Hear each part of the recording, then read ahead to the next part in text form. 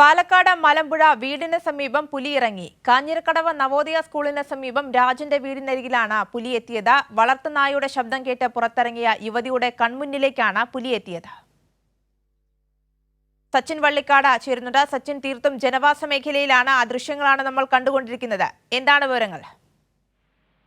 ആര്യ, ഇന്നലെ വൈകിട്ടോടു കൂടിയാണ് പാലക്കാട് കാഞ്ഞിരക്കടവിൽ വീടിന് സമീപത്ത് പുലിയെത്തിയത്. നവോദയ സ്കൂളിന് സമീപത്തെ രാജന്റെ അരികിലാണ് പുലിയെത്തിയത്. വീട്ടിൽ നിന്നും വീട്ടമ്മ നായയുടെ ശബ്ദം കേട്ട് പുറത്ത് ഇറങ്ങിയപ്പോഴാണ് വീടിന് സമീപത്തെ പറമ്പിലൂടെ പുലി ഓടുന്നതായി കണ്ടത്.